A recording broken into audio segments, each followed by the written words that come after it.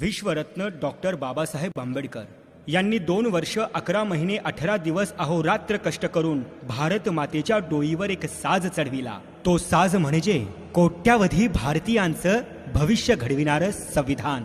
26 November 1949 रोजी जगातील एकमेव विस्तृत लोकशाहीला संसदेत सर्वानुमते मान्यता मिळाली। तेव्हापासूनच खऱ्या अर्थाने भारत देश स्वतंत्र झाला।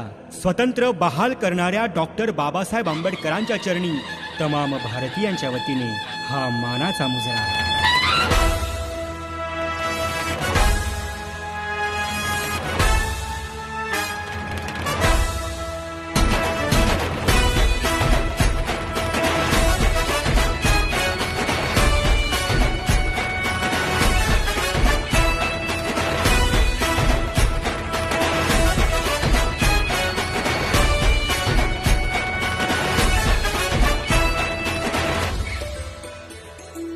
खऱ्या अर्थाने स्वातंत्र्याचा